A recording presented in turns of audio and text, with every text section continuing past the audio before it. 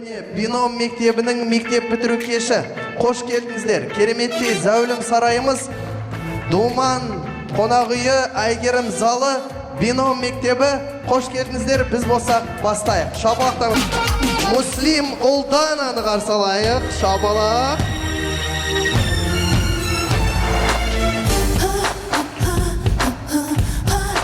Так, смотрим, улыбаемся. 11-ші И сыныбының сынып жетекшісін сіздер. Өте бір маңызды үлкен қадамдардың бірі, үлкен өмірге аяқ басып жатыр. Бізді жүгір келіп бір құттықтап жіберейік. Давайте, да? 11 И класс. Подходим к классному руководителю. Я подарю вам все цветы, навсегда все цветы. Школа Бином, Мансур, Кач, поехали!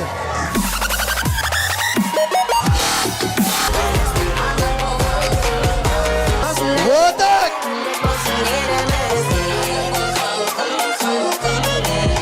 Опа!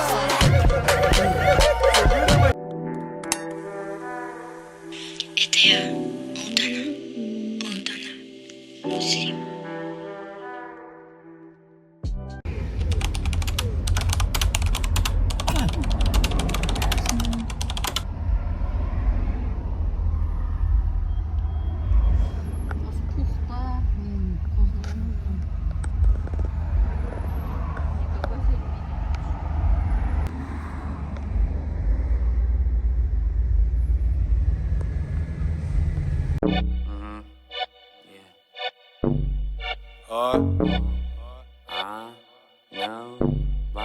Давай. Yeah. Get the style. Yeah. She just wanna dance, dance, dance. She just wanna dance, she just wanna dance, dance, dance. She just wanna dance, she just wanna dance, dance. She just wanna dance, she just wanna dance. Она недавно закончила казгу. Она шикарна, как помало с Малибу. За нею пацаны гоняют, и никто не понимает то, что им она не светит никому. Она как хочет разбрасывает кэш, и этой ночью она стопудово фреш. Пока накрасится на хате, она сегодня в новом платье, внизу новый Мазерати, вот же бич. Всем все понятно без слов. Кошечка среди людей. Парочка странных типов куели и пристально палят за ней. Зад как у Дженнифер Лоу, взгляд как у Мерседес Бенз. Детка, садись к нам за стол. No, просто она хочет dance. She just wanna dance, dance, dance. She just wanna dance, dance, dance. She just wanna dance, dance, dance. She just wanna dance, dance. She just wanna dance, dance. She just wanna dance, dance. She just wanna dance, dance. She just wanna dance, dance. She just wanna.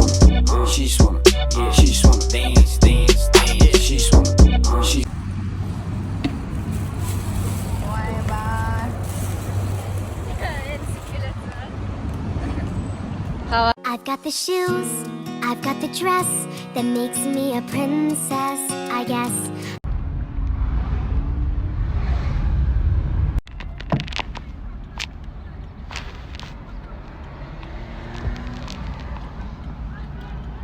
Давай.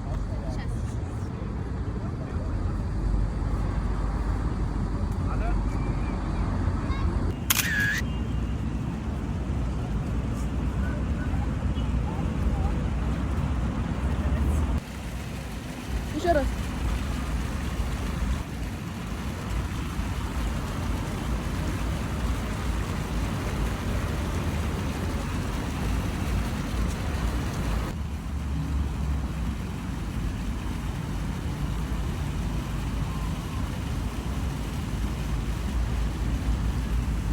Короче, мы пришли, вот локация, Анелечка, все наготове. Вот, короче, осы жерде болады. Мына жерден кіреміз ба, бірдеңкесі бар. Вот. Вот, короче. Какой?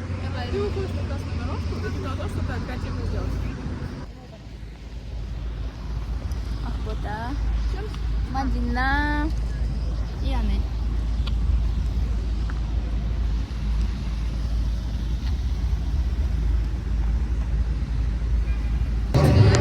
жерден бір-бірден кіріп жатыр. Мына жерде кіргізіп жатыр, бәрін аттарын айтып, бәріміз тұрмыз. Дайынсың ба, Мансұр? Әрине, мен қашан дайынмын. Қыздар дайынсыңдар ма? Да. Қандай поза жасайсыңдар? Придумаем, давайте. Что? Да, давайте. Шаңырақ Продакшн представляет.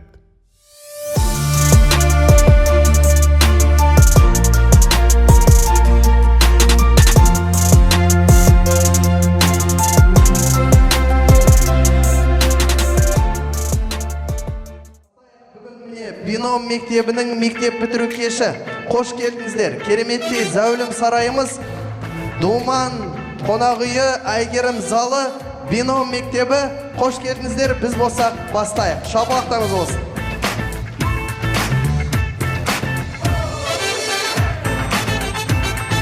Ал қадірмен қонақтар, олай болса, қызыл кілемде ең бірінші бастайтын бізде 11-ші Ә сыныбы. 11-ші Ә сыныбының ата-аналары бар ма? Громче, громче, громче, громче. Бастырайық, алда бізде 11-ші И сыныбы. Сіздердің дұға қошеметтеріңізбен ең бірінші 11-ші И сыныбын бастайтын Бақыт қызы Ақбота.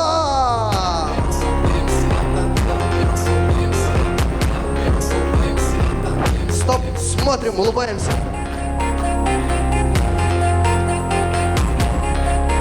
Ага. Так, ал И сыныбымен сөйлесейік. И сыныбында мұғалім сыныптан шығып кетсе, сендер немен айналысасыңдар? Что делаете, если учителя нет? Ұйықтайды бәрі? Бәрі прям, да? А? Сен не істейсің? Ұйықтамайсың, алар бәрі ұйықтайды. Жақсы. Сабақта көшірген сәттер болды ма? Кімнен көшіресің? Өзім досымнан. Кім есім? Мадина. Мадинадан көшіресің. Мадина что, отличница? Да? Круто. Аплодисменты. Қош келдің. Қызыл кілеммен өтейік.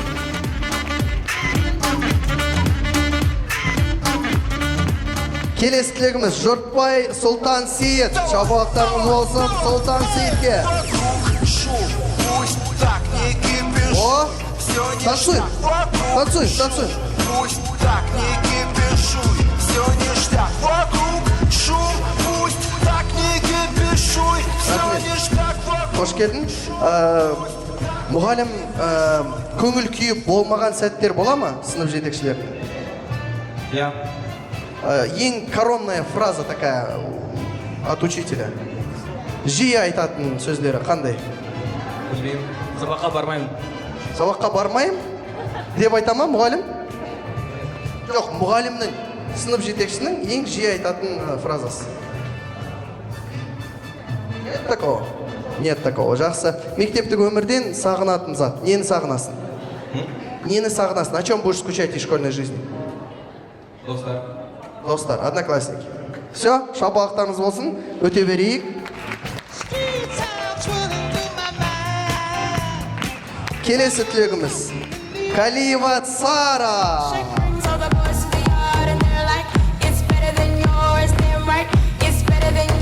Смотрим.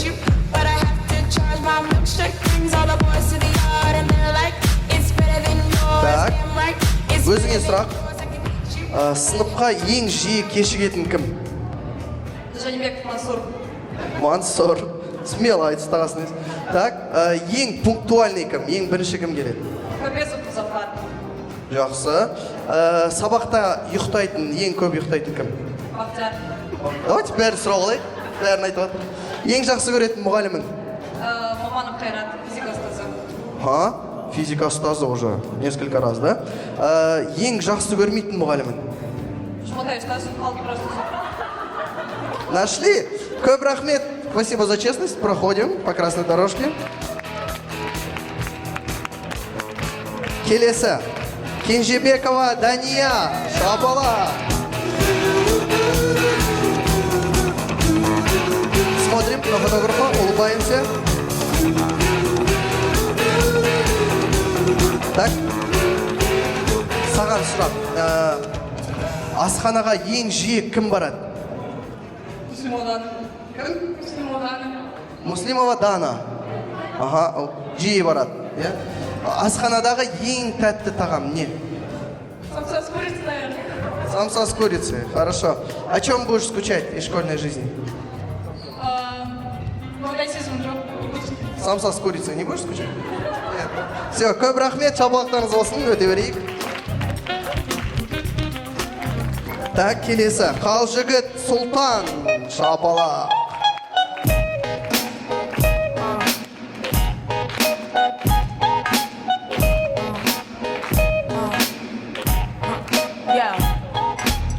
Так, саған сұрақ, бірнеше сұрақ.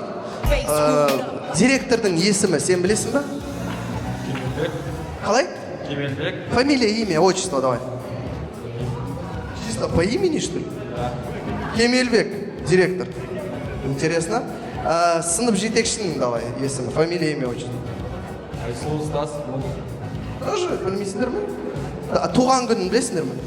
Тоже не знаете, хорошо. О чем будешь скучать из школьной жизни? Ни о чем. Ни о чем не будешь скучать? Да? Так, а что тебе школа дала, как думаешь? Что тебе дала школа? Не берді саған, мектеп. Знание. Знание. Круто. Спасибо. Шапалақ, проходим. Марат Нұралы қызыл кілемде. Давайте встретим аплодисментами. О! Улыбаемся.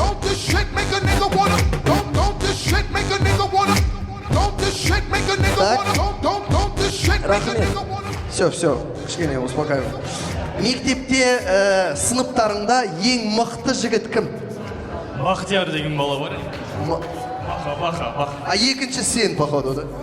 Екінші сен. Он просто по росту, кажется, больше, да? Так, жақсы. Сыныпта төбелесетін кездер болды ма? Жыл бойы 10-11 болады, болып тұрады ол жағда. Төбелесіп, я кім-кіммен төбелеседі, көбінесе? Айтпа қойайық, жақсы, держим в секрете, хорошо. Так, мектеп өмірінен нені сағынасың? Кеше күндері жалпы таңертең физика сабағын сағынамын енді. Және алгебра сабағы. Физикадан мықтысың, иә? Физматпын ғой. Физматсың ба? Мектеп сыныптағы барлық лампочкелерді қосқан кезде қуат қандай болады? Сыныптарыңдағы барлық лампочкалардың қуаты қанша? Общая мощность. 220 вольт. 220 вольт. Молодец, ладно, выкрутился. Проходим по красной дорожке. Так, келесі түлегіміз. Мейрім Бақтияр. Сыныптағы ең мықты жігіт деп айтты. О, конечно, да. Ал, қарайық.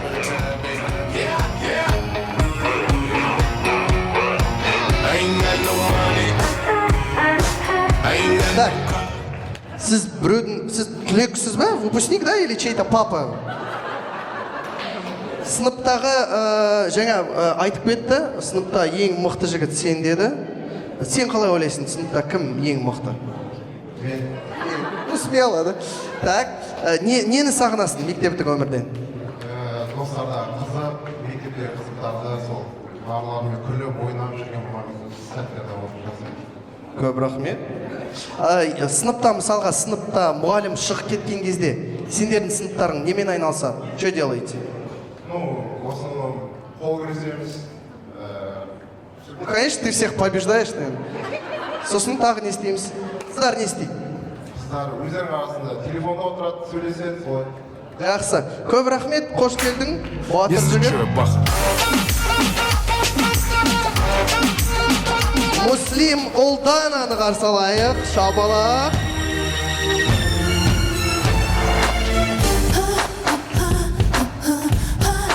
Так, смотрим, улыбаемся.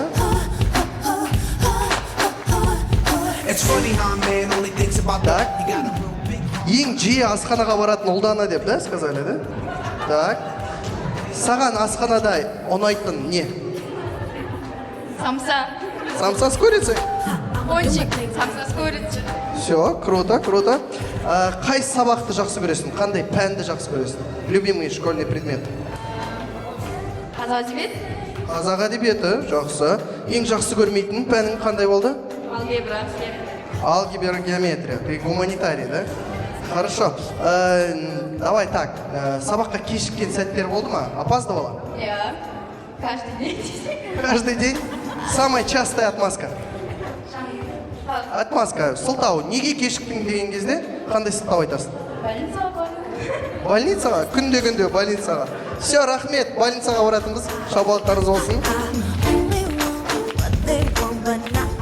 Так, жалғастырамыз. Келесі, Оңғарбек Аяна.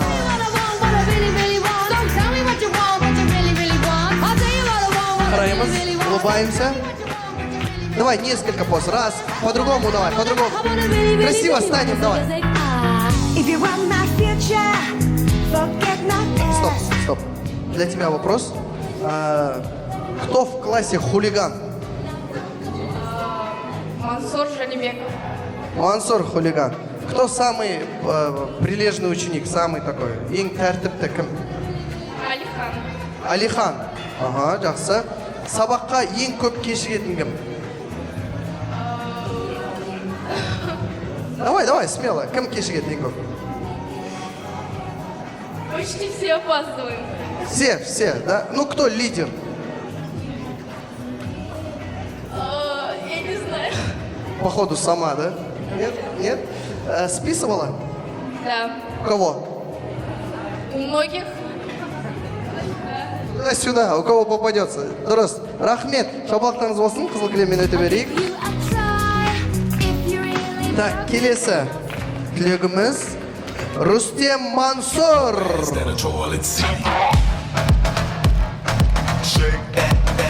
Қош келдің. Фотографқа қарайық, күліп тұрайық. Так, о чем ты будешь скучать из школьной жизни? 15 минут на перемену. 15 минуттық перемена. Жақсы, 15 минуттық переменада не істейсіңдер? Сол коворкингте балалармен ерігіп. Ага. Сабақта мысалға мұғалім сыныпта болмаса не істейсіңдер? Коридорға шығып кетеміз. Коридорға, коворкингқа туда, да? Жақсы. Ең жақсы көретін мұғалімің сен үшін? Қайрат ұстаз. Қайрат ұстаз. Ең жақсы көрмейтін мұғалімің? Бәрін жақсы көремін. Бәрін жақсы көреді. Молодец, любвеобильный. Шабақтарыңыз болсын, өте берейік. Так. Сембі Алихан қарсы алайық. Шабақтарыңыз болсын.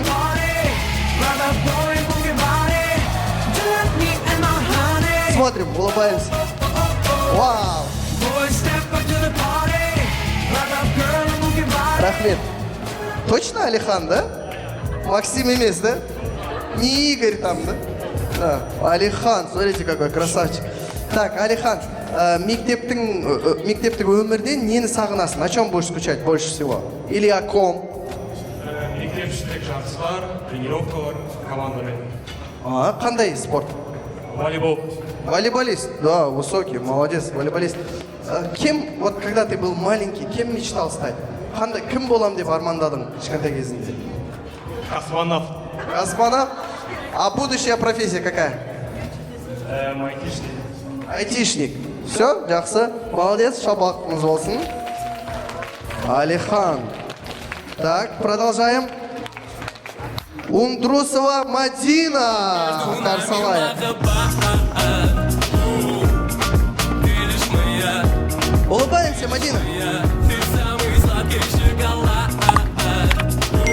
Рахмет. Мадина, нам сказали, что у тебя списывали. Сенен көшірді. Да? Было такое? Да. А сен біреуден көшірдің бе? Конечно. Кімнен сен көшіресің? Все почти. У всех? Ты же отличница. У кого есть? У кого есть ответы, да? Так, жақсы. Самая лучшая подруга? Анель. Анель, жақсы. Что тебе дала школа, как думаешь? Друзей. Знания. Проблемы тоже. Проблемы тоже. Спасибо. Желаем, чтобы больше проблем у тебя не было. Шабақтарыңыз болсын, Мадина, өте қояйық. Так, қызыл кілемде Челдебаева Анель.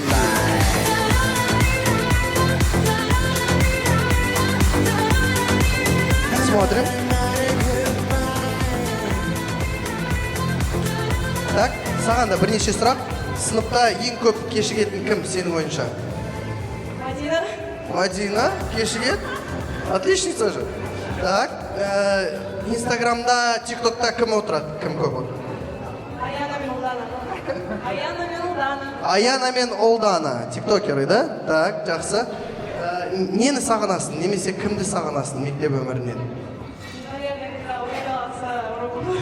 Убегала с уроков? С каких уроков убегала? Прям много, кажется, убегала, да?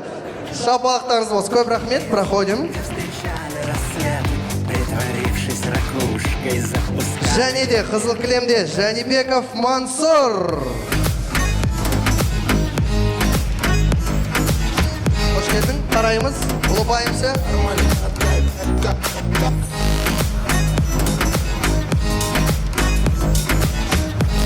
Красавчик.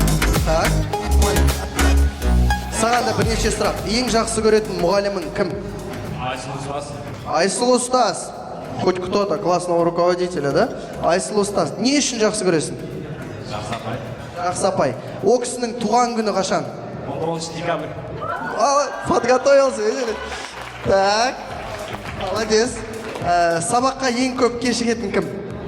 Мен. Сен? Ең көп сабаққа бармайтын кім? Мен. Қыздардың шашынан жұлатын кім ең көп? Баха. Баха? Баха? Баха шашынан жұлса вообще ужас қой. Қай қыздың шашын жұлады? Меруерттің шашын жұла ма? Ё-моё. Жақсы, көп рахмет. Шапалақтарыңыз болсын. Ұстазын жақсы көретін тілек.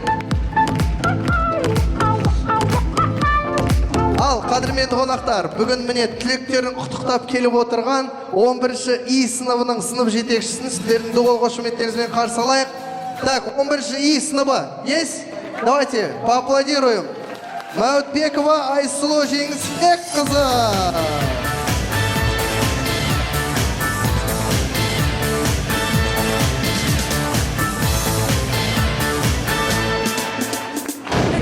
Қараймыз, күліп тұрамыз. Так, все. Енді қазір сұрақтар қоямыз. Біріншіден шын жүректен құттықтаймыз сізді. Қазір сұрақтар қоямыз. Шын жүректен шындықты айтамыз. Говорим только правду. Ничего кроме правды. Да? Сабақта ең тынышсыз бала кім? Хулиган кто?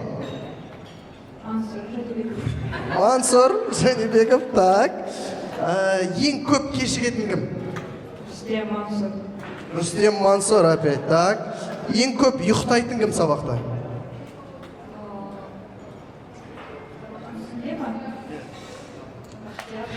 Бахтияр. Он енді попробуй разбуди, наверное, Бахтияр. Опасно. Так. Кімді сағынасыз? Бәрін сағынасыз. Көп рахмет. Ұстаздарымызға шапалақтарыңыз болсын. Қызыл кілеммен өте қойайық. Қош келдіңіз. Ал жақсы қадірмен қонақтар, барлық түлектеріміз залда, ұстазымыз да келді. Олай болса барлығымыз дастархан басынан табылайық, жайғасайық. Бүгінгі кереметтей кешімізді бастайық. Қош келдіңіздер. Выпускники, аплодисменты, давайте, пошумим. 11-ші Ә сыныбы, шапалақ, 11-ші Ә. 11-ші И. Ата-аналар, шапалақ. Ал жақсы, қош келдіңіздер. Олай болса, осындай кереметтей көңіл күймен тойымызды бастайық. Ал, қадірменді қонақтар, кез келген қандай бір той болсын, жиын болсын, ең басты себепкері ол біздің ұстазымыз әрине. Сондықтан да біз ортаға 11-ші И сыныбының сынып жетекшісін сіздердің дөғыл қошеметтеріңізбен, шапалақтарыңызбен ортаға шақырайық. Айсұлу Жеңісбек қызы, 11-ші И сыныбының сынып жетекшісі. So they all come and dance beside me. Move with me, chant with me. And if you're good, I'll take you home with me. Dala tu cuerpo alegría Macarena, que tu cuerpo es para dar la alegría y cosas buenas. Кішкене билейік, давайте потанцуем. Alegría Macarena, Танцуем. Macarena. Dala tu cuerpo alegría Macarena, que tu cuerpo es para dar la alegría y cosas buenas. Dala tu cuerpo alegría Macarena, Macarena. Рахмет, қош келдіңіз. құтты болсын. Смотрите, какая поддержка болсын. Сөз кезегі өзіңізде. Түлектерге деген бір тілегіңіз болсын. Оны жәнді қосып тілек және де ата-аналарға айтар бір сөзіңіз бар болса, ал микрофонды өзіңіз. Қайырлы кеш, құрметті жиналған қауым, құрметті түлектеріміз, ата-аналарымыз, біріншіден барлықтарыңызды осы әсем кеште көргеніме қуаныштымын. Бүгін енді балаларымыздың алғашқы үлкен қадамы деп түсінем. Өте бір маңызды үлкен қадамдарының бірі үлкен өмірге аяқ басып жатыр. Әрине енді оларға деген тілегім тек қана ақ, армандаған оқуларына түссін, барлық мақсаттарына жете берсін. Ата-аналар үшін енді бұл үлкен қуаныштың тек басы ғана болсын дейм. Сіздерге рахмет. Балалардың барлығы өте жақсы, өзім жақсы көрем сыныбымды.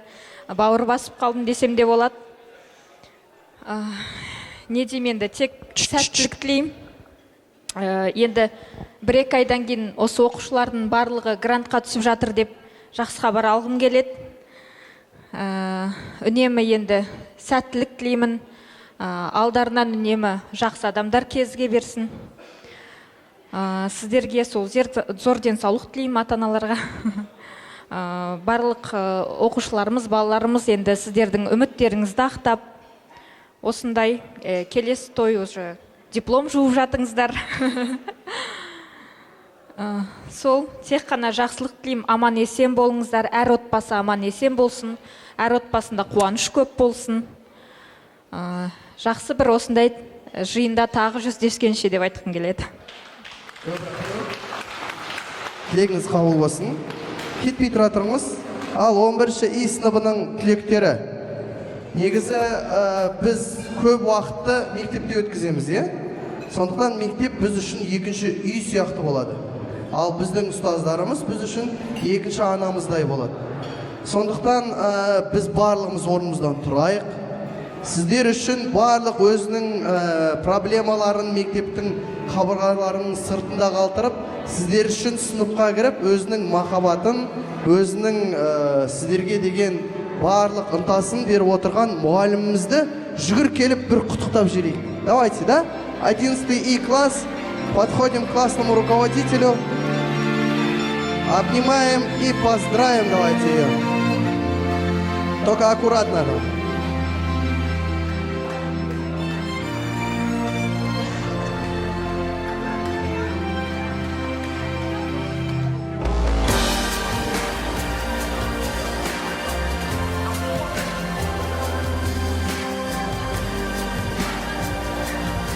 Ал жақсы.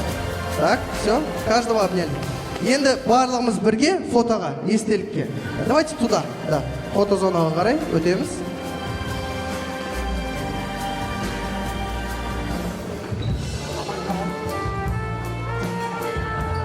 Ал бір-бірлеріңізге жақын-жақын тұрғаныңыздар, фотографқа қараймыз. Қазір біз бір критерийлар көрсетеміз. О жерде бір жазылып тұрады критерий. Егер сіздер соған сәйкес болсаңыздар, орнымыздан тұрамыз. Хорошо? Если вы совпадаете, вы просто стоите со своих мест. Ал сіз оларға қарап, қандай араларында не ортақ екенін тауып алу керексіз. Должны понять, что их объединяет. Почему они встали. Естіп, экранға қарамайсыз, экранға қарамайсыз, тек қана тұрған кезде түсіне қоясыз. Ал, мысалға, ең бірінші, самый первое, например, сейчас будет понятно. Олар кімдер? Так.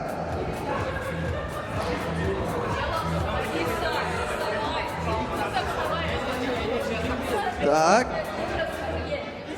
Екі сынып бірге, Бұларды да білетін шығарсыз,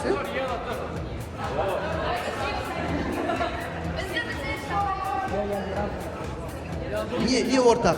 Неге тұрды деп ойлайсыз? Оларды бір общий бірдеме біріктіреді. Бір ортақ қасиеттері бар. Қандай? Көп кешігетіндер, Так, рахмет. Кімге қарап түсіне қойдыңыз сразу? Үшеу тұрғанда сразу түсінікті ол. Так, жақсы. келесі. Давайте. Міне. Давайте 11-ші.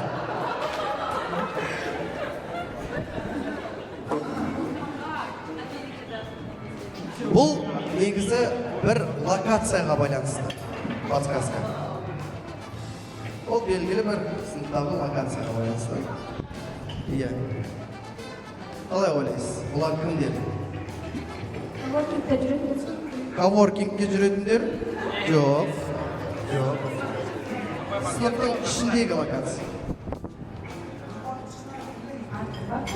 Артқы парта, иә, Камчатка бұлар, иә, дұрыс. Так, все. Ал, келесі критерий. Сәкен, вставай да қояды бір-бірлерін, сдают.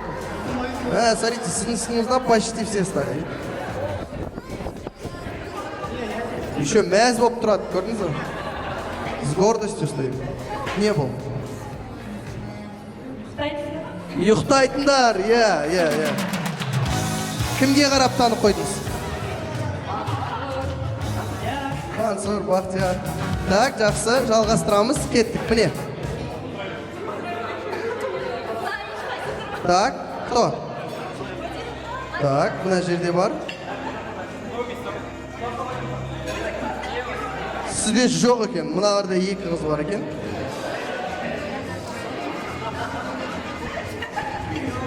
Қалай ойлайсыз? Сіздерде жоқ, иә. Сіздерде чисто ұйықтайтындар, кешіретіндер. Отличниктер, иә, дұрыс. Да. Так. Давай, тағы 1-2 көрейік. Міне. Опять, одни и те же люди. Мына жақта да, жарты класс.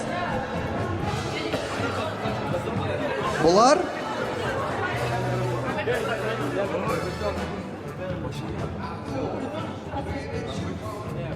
Дұрыс, правильное направление. Хорошист емес.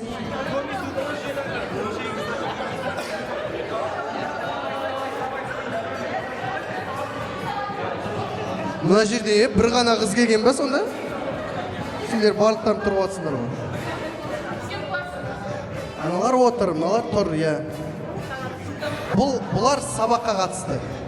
Именно сабаққа қатысты, прям. Аналар қатысты, аналар қатысқан жоқ, грубо говоря.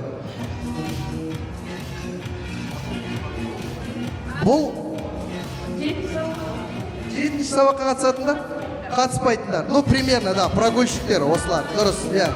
Так, давай, еще один. Міне. О, здесь сейчас будет более-менее понятно. Şu бәріне тұра береді екен. Сендер отырмай қойсаңдаршы. Так. Бұл жерде міне 6 бала бар екен. Сіздерде мына осы şu. Что-то негативное? Нет. Не совсем негативное. Тәртіпке байланыссыз. Спортсмендер, иә, дұрыс, спортсмендер. Что есть еще? Давай попробуем, тағы біреу. Ну давай назад. Вот, міне. Бұл кім? Так. Тағы мыналар, иә.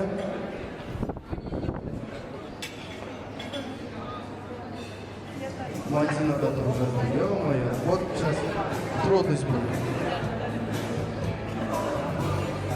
Бұлар қоңырауға байланысты.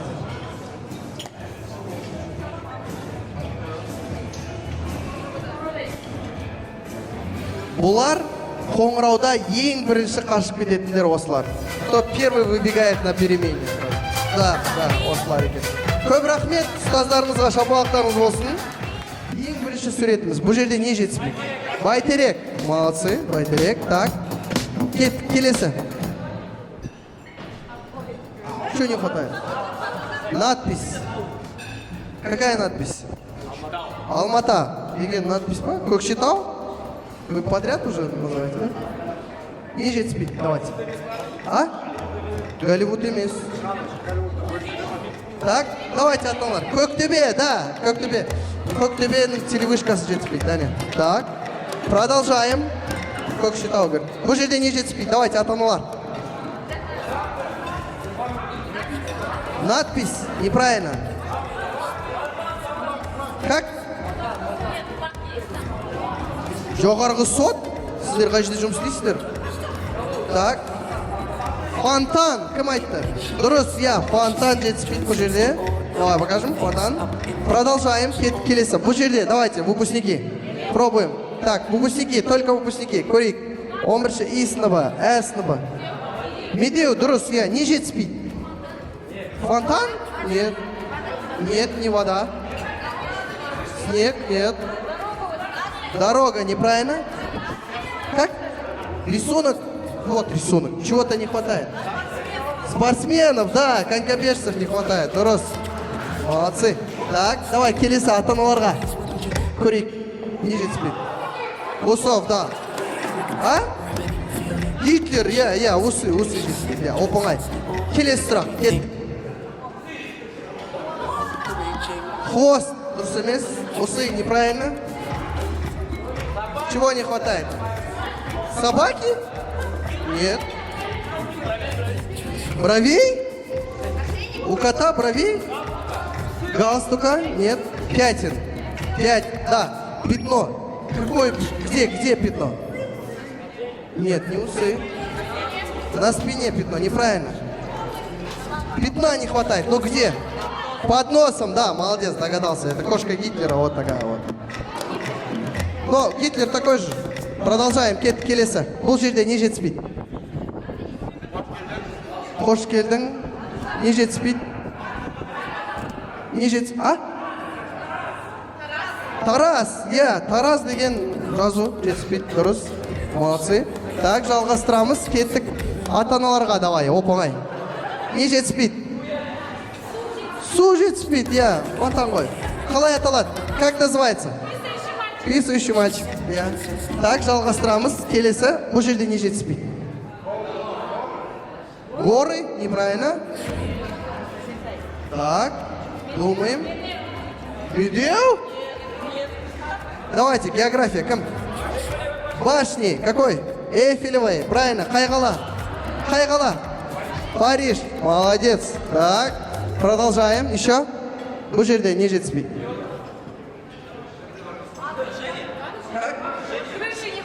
Крыши? Нет. Украшения емес. Надо понять, какой город, сразу будет понятно, чего не хватает. Как? Москва? Нет. Қарағанды? Я. Не жетіспейді?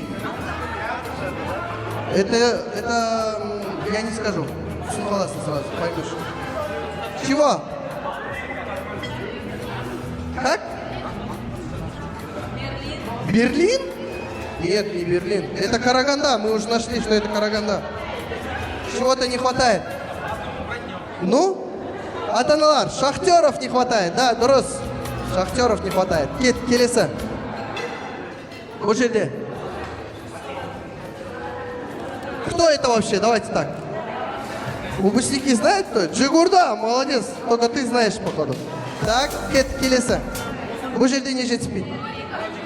Родинки, да, молодец, Мерлин Монро. Давайте здесь родителей спросим. Ата-аналар, бұл жерде не жетіспейді?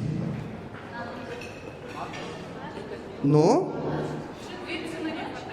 Вицина нет.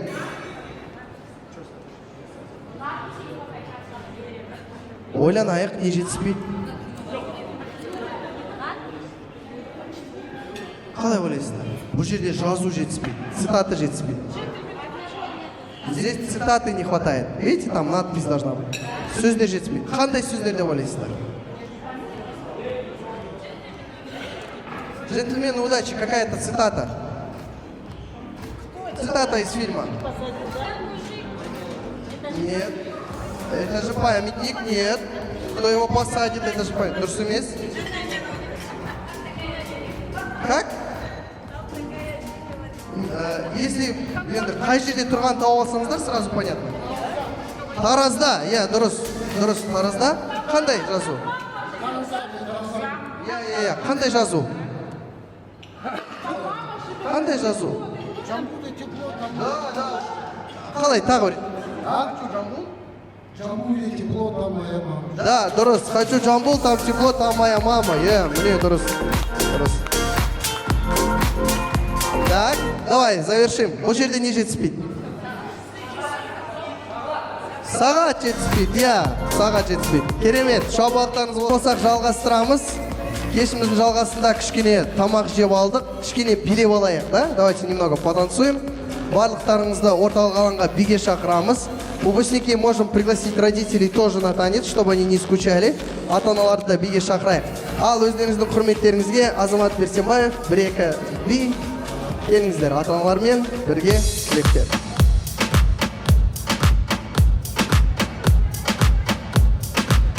Құрметті қонақтар, ортаға шығып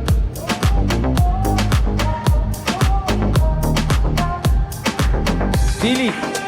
Краскілей, жас қыз ақырынатын сен күллей. Хош ес, алыстан ғарышқа әкетсен қалаға. Көздері айдан, ырғағы тайдан, біледі айғында. Мен сенің жайбым, сен менің айғырымның бастаудай. Өтіріккіні қызға бас кетеді, өтіріккіні қызға бас кетеді. Я подарю вам ландыши от души. Я подарю вам лилии, желтые, красные, синие. Я подарю вам ромашки и айгульки, и латашки. Я подарю вам все цветы, навсегда все цветы. Дарите женщинам цветы без повода и без причины. Ведь многого не надо, чтобы быть счастливой. Дарите женщинам цветы без повода и без причины. Ведь многого не надо, чтобы быть счастливой. Я подарю тебе розы, розы, мимозы. Я подарю тюльпаны, милые аутамы. Я подарю тебе пионы, пионы, миллионы. Я подарю тебе жасмины без повода и без причины. Мистер Харизма. Кто у вас самый харизматичный? Марат Нуралы. Нуралы, харизматичный парень. Кел ортаға, шапалақ. Ал, қараймыз, күліп тұрамыз. Көп рахмет. Не ожидал? Онда оставайся здесь. Не уходи, не уходи. Хорошо? Ал, келесі. Жаңа ғана мистер антипосещаемость болса, сіздердің сыныптарыңызда мистер антипунктуальность бар екен. Постоянно кешігіп жүреді. Рүстем Мансур. It was a clear black night, a clear white moon. Warren G was on the streets trying to consume some skirts for the E. So Мистер антипунктуальность, бір фото. Так. Ну, если есть антипунктуальность, есть и пунктуальность, да? Мисс пунктуальность. Бақыт қызы Ақбота.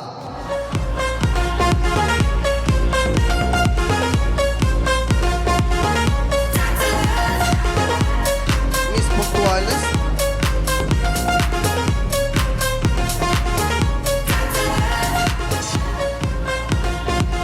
Так, көп рахмет. Остаемся, сейчас вместе сделаем фотографию. Сіздердің сыныптарыңызда мобилограф бар екен. Мобилограф класса. Кто это? Кім? Муслим Улдана.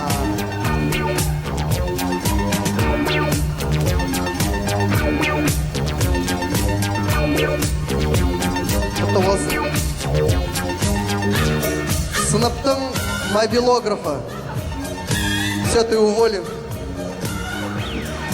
Рахмет. Так, және тағы да бір номинация. Неординарная личность деп аталады. Өте ерекше тұлға. Челдебаева Анель.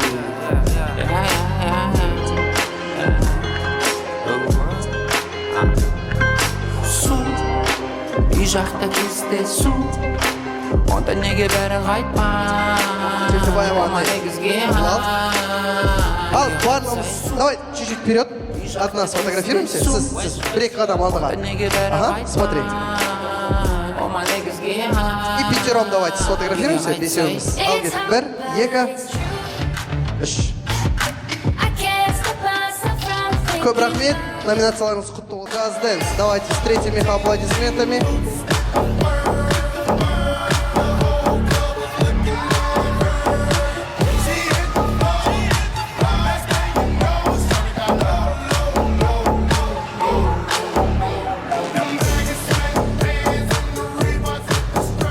Вот такие заряженные ребята против вас. Түсіндірем, объясняю. Смотрите, қазір былай істейміз. Да, батл, да, фристайлим. Қазір қарап отырамыз, араларынан біреу шығады, сіздерге қарсы бір биді көрсетеді. Танцует в определенном стиле. Вы понимаете, что этот стиль тащит, например, она, выталкиваете ее, и она показывает класс. Хорошо? Наша задача перетанцевать танцора. Тут главная энергетика и харизма. Договорились? Можем вдвоем нападать, втроем, но так адекватно, круто делаем кач. Ал, қазір былай істейміз. Самый первый танец какой? Кто? Қандай? Робот. Танец робота. Кто у нас есть? У нас есть кто-нибудь? Танец робота кто? Ал, мұқият болыңыздар, смотрите внимательно. Смотрим, потом делаем ответку. Я бірінші қараймыз, содан кейін жауап береміз. Ал, бірінші тур, танец робота. 3, 2, 1, поехали.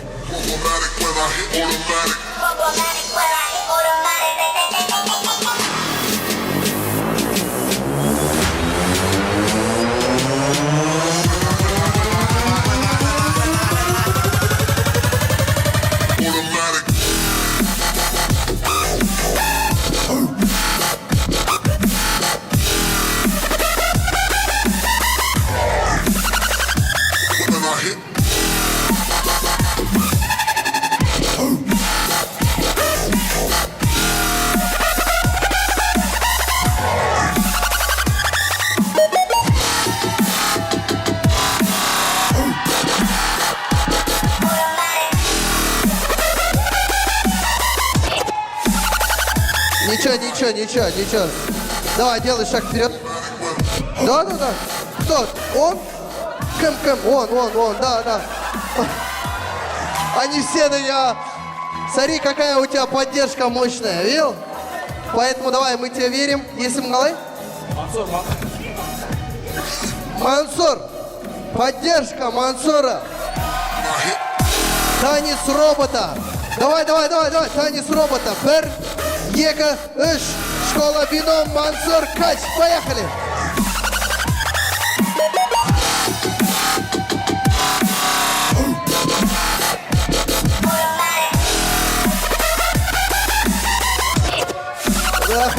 Рахмет. Есть еще кто? Барма тағы да? Ладно, он на следующий. Молодец, да. Ең бірінші, самым первым сложно. Молодец, Мансур, красавчик. Так, жалғастырамыз. Пока не совсем понятно. Второй танец у нас казахский рок-н-ролл. Такое бывает? Казахский рок-н-ролл. Здесь пара танцует, походу. Итак, смотрим внимательно. Поехали. Ақша болса қалтаңда, ақша болса қалтаңда, ақша болса қалтаңда, қалтаңда. Ақшаң болса қалтаңда, қалтаңда.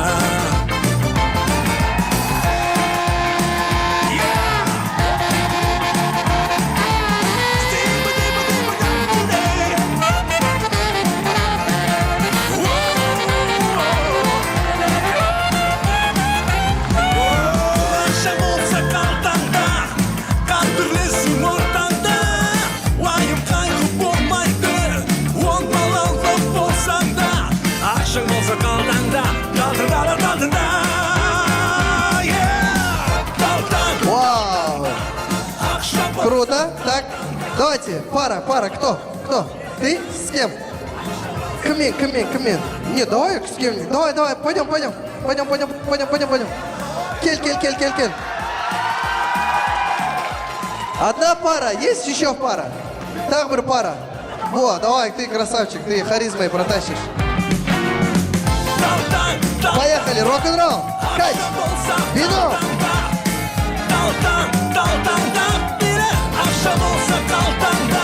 Akşam olsa kaltanda, kaltanda.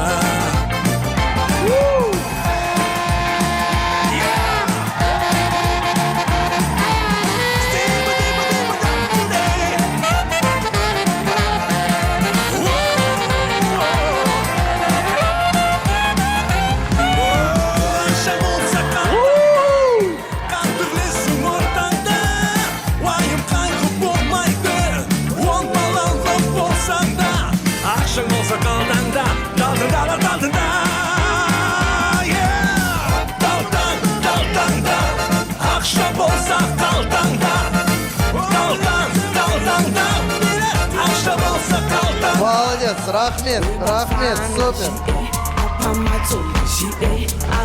Круто. Это что за шпагат был вообще? Вау. Он, кажется, сам в шоке там. Казахский шпагат. Так, жалғастырамыз. Келесі би қандай? Кей-поп. Есть у нас кей-поперы? Так, кей-поп. Выталкиваем ее вперед. Что всю жизнь кей-попом увлекалась? Надо ответить. Итак, смотрим внимательно танец, потом делаем ответку. Ага. Поехали. 누가 네가 나보다 더 잘 나가 No 나나나나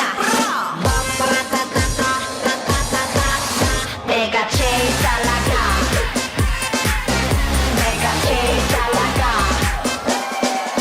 내가 제일 잘 나가 내가 제일 잘 나가 제일 잘 나가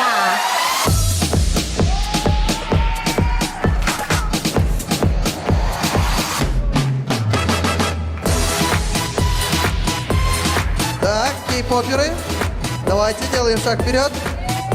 Поехали, кей-поп, давай заново музыку. Школа бином. Качаем.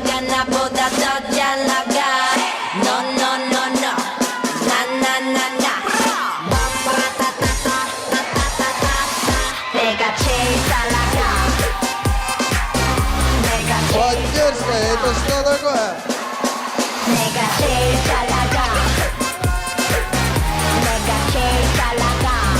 제일 잘 나가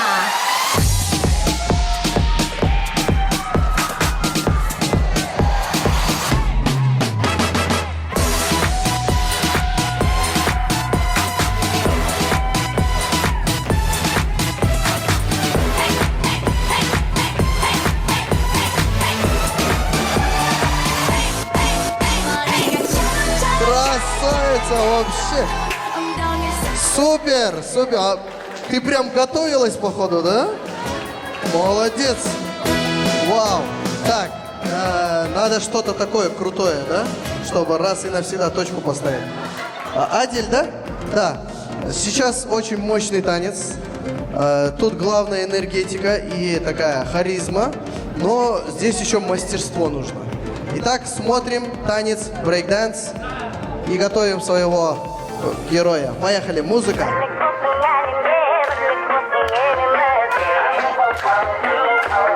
Ловим кач. Аплодируем в ритм.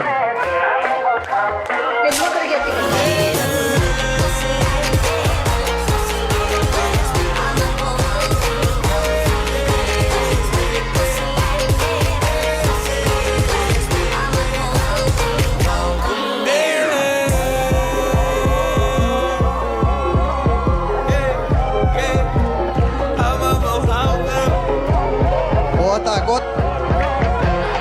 Кто у нас? Кто будет тащить? Ну?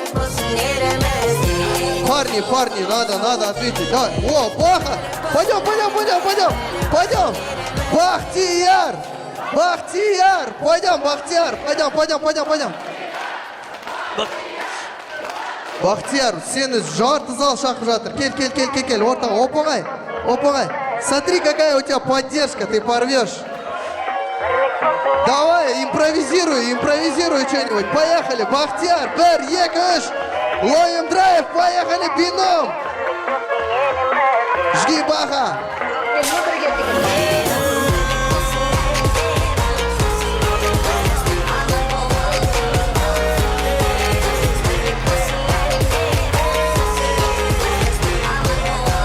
Красавчик! Давай, поехали еще!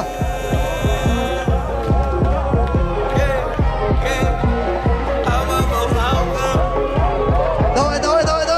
Сейчас будет бомба! О! Вот так!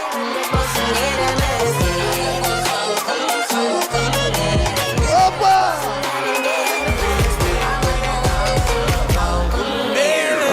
Рахмет!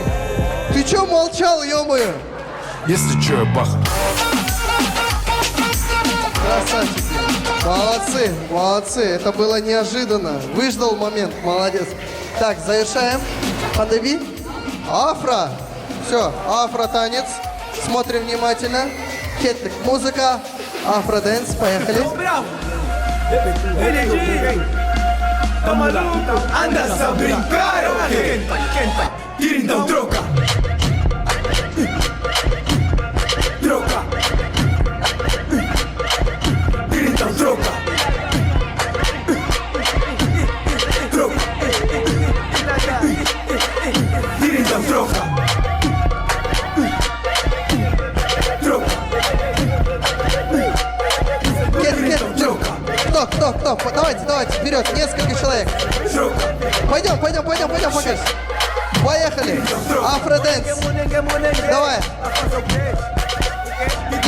Держи музыку. Афроденс. Школа бином. Ответка.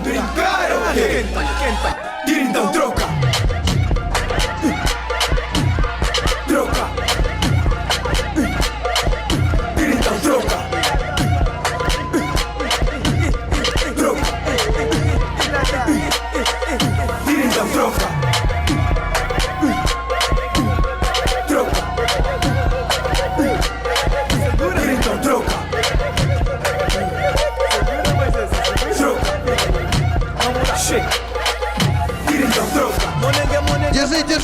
Держи музыку, держи.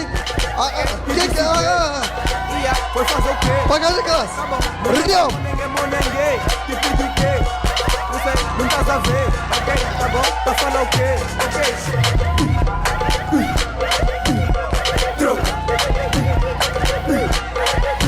Então troca.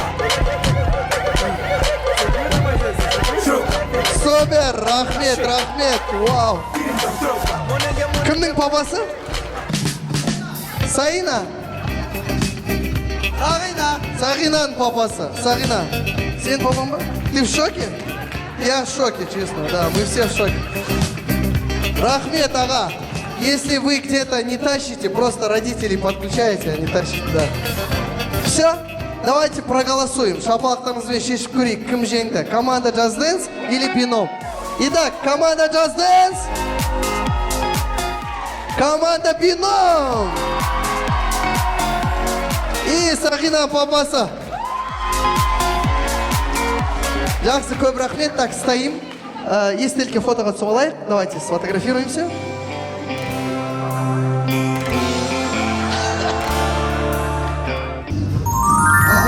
Қадірмен қонақтар, астанамен алып отырмыздар. Біз болсақ бастайық.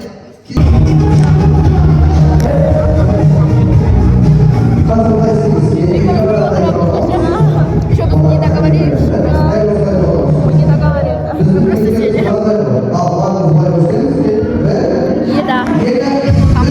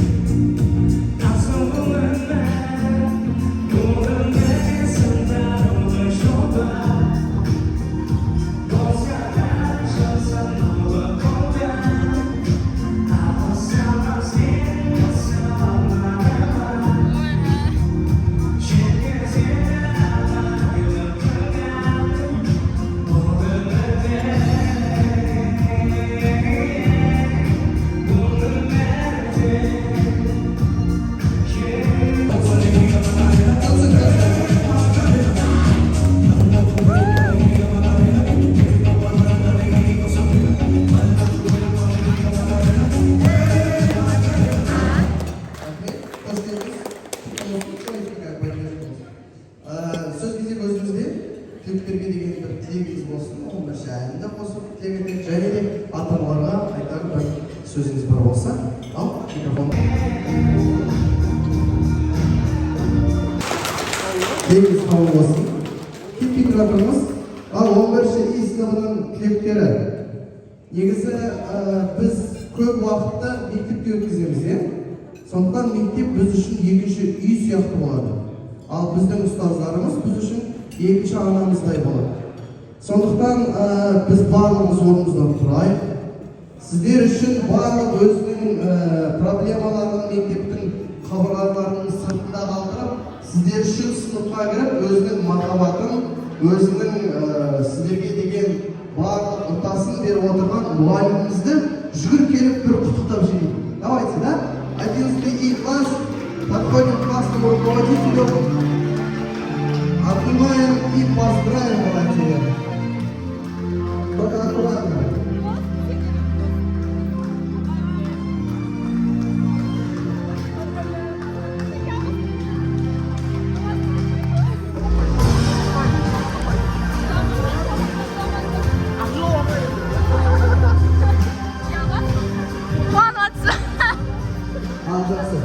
Так, все, каждого ответим. Да не, сейчас будет.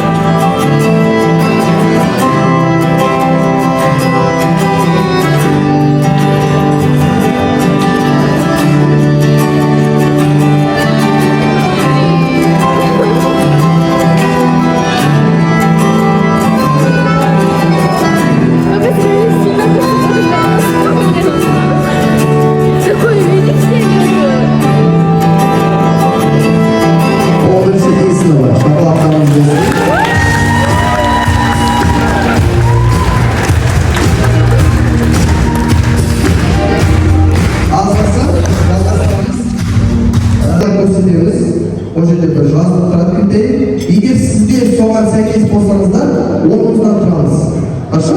Если вы попадаете, вы просто ставите. Ал сіз оларға қарап, қандай араларында не ортақ екенін тауып алыңыз. Должны понять, что это не вместе. Естіп, экранға қарамайсыз. Экранға қарамайсыз, тек қана тұрған кезде түсінеміз. Ал, мысалға, ең бірінші, самый первый, например, сейчас будет понятно. Олар кімдер? Так.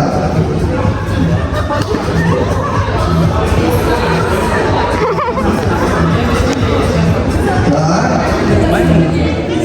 Екі сынып бірге, енді. Бұларды жүрсіз. Бізді білсеңізші, апай. Біз кім? Не ортақ. Неге тұрды деп ойлайсыз? Бұларды бір общий бірдеме бір орнат қасиеттері бар. Қандай?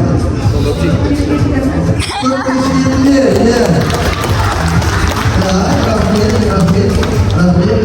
Кімге қарап түсіне қойдыңыз сразу? Үшеудің ғана сразу. Давайте умрачаем.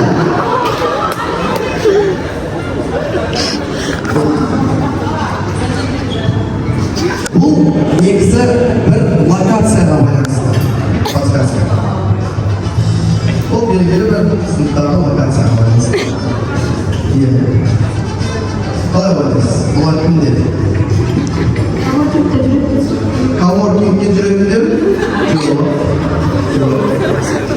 Сыныптың ішіндегі вакансия. Артупата, я Камчатка. Ал келесі критерий. Сіздер солай деп қойып.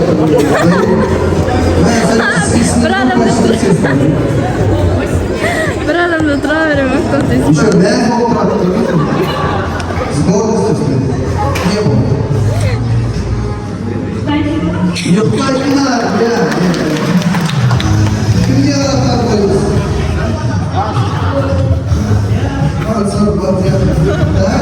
Намазғамыз кеттік, міне. Ешқайсы тұрма. Так, кто? Мадина тұр. Мадина, вставай. Сізде жоқ екен, мыналар екі бар.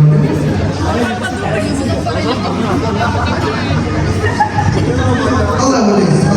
Сізде жоқ. Сізде жоқ. Abi, они не ждут. Бұлар қытады, Бұлар?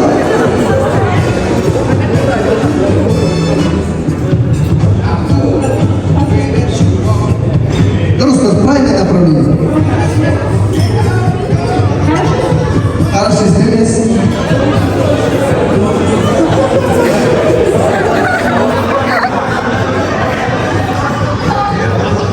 Мына жерде бір ғана бізге келді солай. Сенде бұлар тұрмасын. Аналар отыр, мынау тұр, бұлар сабаққа қатысты. Именно сабаққа қатысты. Прямо. Аналар қатысты, аналар қатысқан жоқ, грубо говоря. Бұл?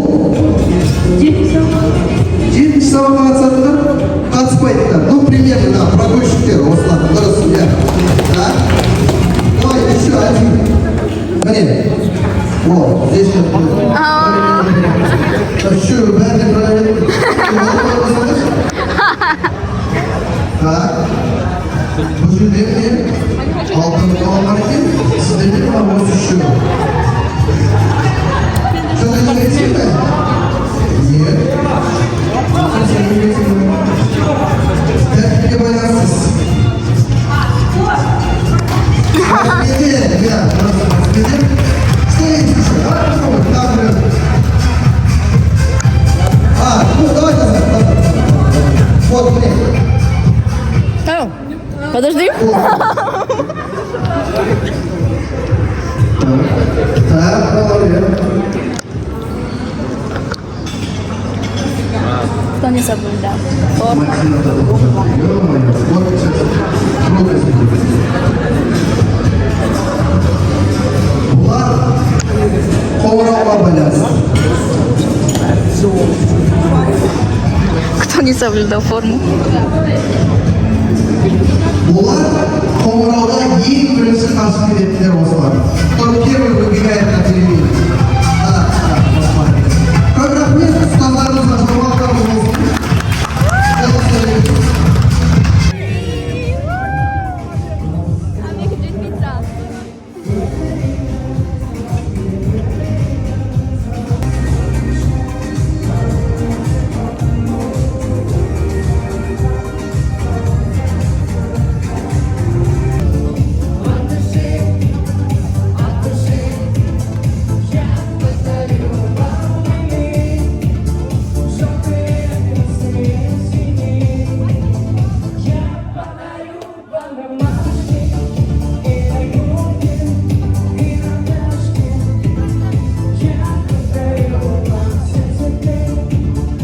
Ой-бай!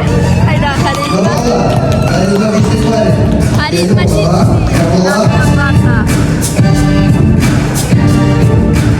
Al, parayımız, kırıklarımız. Tamam, şimdi başlıyoruz. Если он харизматичный. Я ждал, он да оставайся здесь. Не уходи. Он оставайся. Ал, келесі. Жаңа ғана мистер антипосещаемость болса, Сіздердің сыныптарыңызда мистер IT пунктуальность бар екен. Постоянно кешігіп жүреді. Рүстем Мансұров.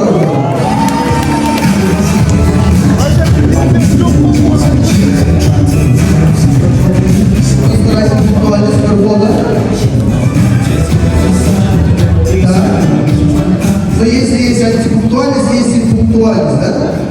Мисс пунктуальность. Бахыр қызы Ақбота.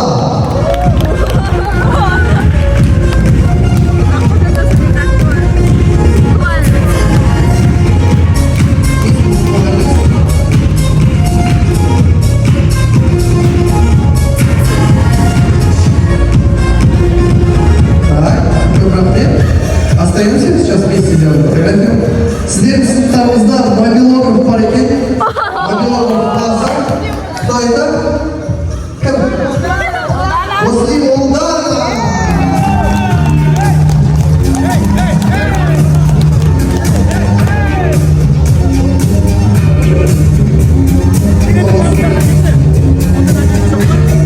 Сыныптың мобилографы. Сейчас мы умолим. Легендарная номинация «Неординарная личность» деп аталады. Өте ерекше тұлға Тендебаева.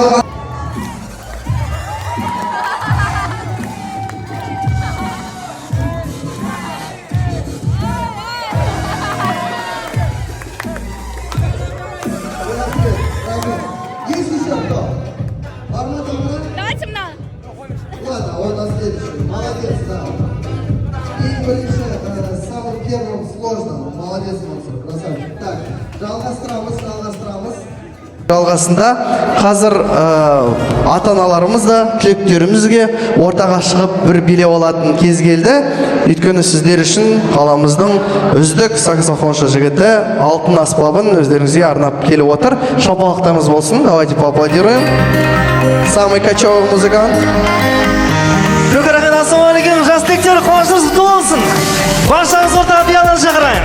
Приглашаемся на танцпол, давайте потанцуем. Специально для вас. Всем кто песни ваших времен, баршаңыз ортаға биялан шақырайын.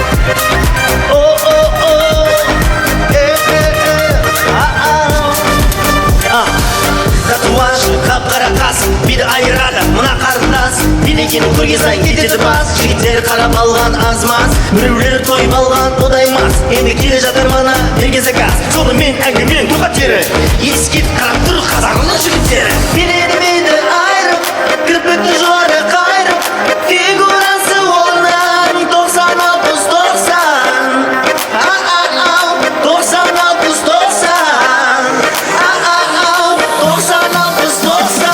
Билемейді айырып, кірпікті жоғары қайырып, фигурасы онан 90-90.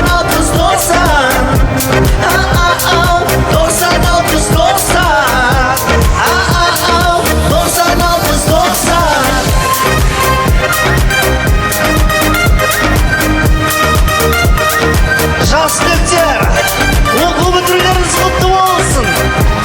Денсаулықтарыңыз мықты болсын. Вау! Не надо паники, ведь мы не в Титанике. Подойди ко мне, обними скорее. Не надо паники, ведь мы не в Титанике. Подойди ко мне, обними скорее. Эй, принцесса, меньше стресса. Это твой любимый хаб, никому тебя не отдам. Эй, принцесса, меньше стресса. Это твой любимый хаб, никому тебя не отдам.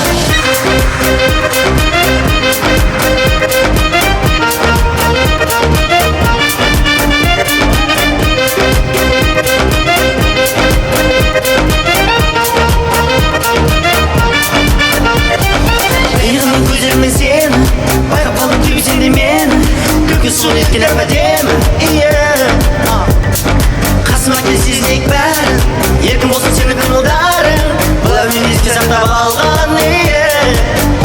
Осы яғынан биікке салған ұмыт бірін.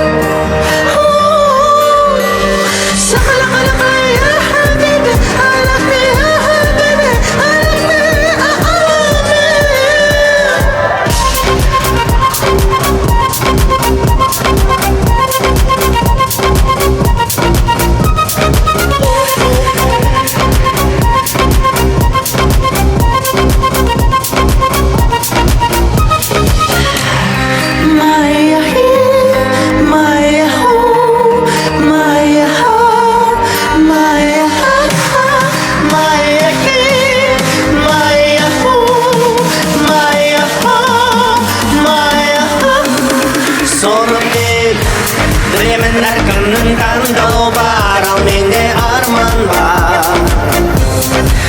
болайды. Білемін сенің де таңдауың бар, сенде арман бар. Сенбеген таптай, сен құлағың таптай, болмайды олай. Білмейм кім қандай, бірақ сенуге әрдайым менде жүрек. Неге барымыз, неге барымыз, мүмкін күш таңға дейін бірге күте тұрамыз. Неге барымыз, неге барымыз, мүмкін күш таңға дейін бірге күте тұрамыз. Қазір би алаңына шақыратын боламыз. Оған дейін үлкендерімізден ас қайыру батасын алайық. Кімнен сұрасақ болады екен? Қай дастарханда отырған? Атасы. Атамыз немесе ағамыз. Ал жаңбырменен жер, батаменен ел көгерген, қазақ халқы батасыз дастарханнан тұрмаған халық. Ал өзіңізден илеймін деп ас қайыру батасы болсын. Ал илеймін. Ал Алла тағала мынау балаларымыздың жолын ақ қылсын. Алара сулары мол болсын. Қайда барса да жолдары ақ болып, ата-аналарының, ата-әжелерінің армандарын орындап, солардың қуанышы, елдің тіреуіші болатын үлкен азамат болсын. Алла тағала ойлаған арман мақсаттарына жеткізсін. Әмин. Амин. Атаңыз қабыл болсын.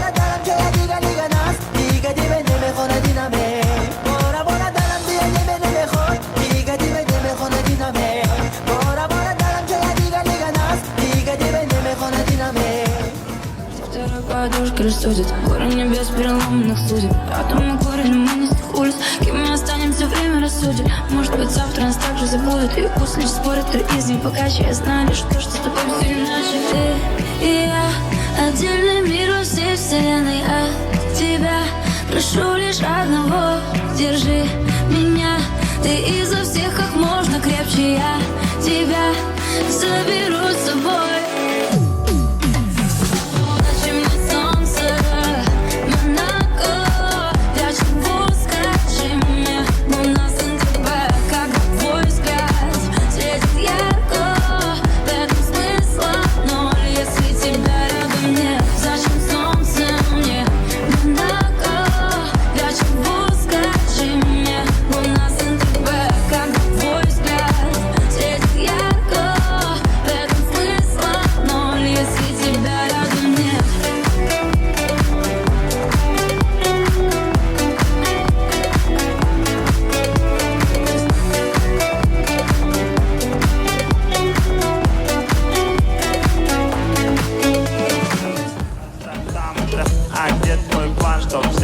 Заработала, гонишься за модой, ты стер все баррикады. Мои тараканы не спят уже давно. Метом где-то мартап, жоп, я не больной. Отстань, ты не доживешь до утра даже. Всю дрянь выкину здесь, пора уже. Нет, это бред, ведь ты под опекой демона. Неосознанно все делаешь, а где реагенты, чекни глаза. Карма летаская, 5К, желта.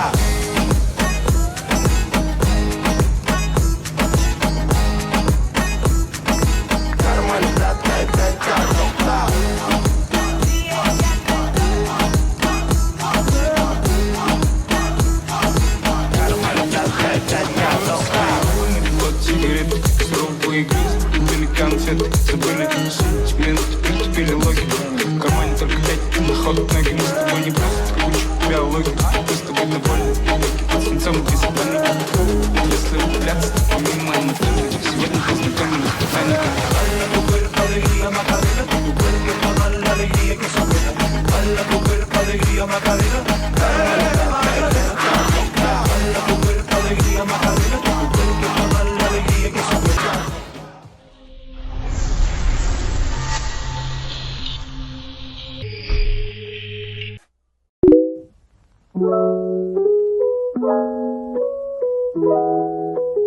you.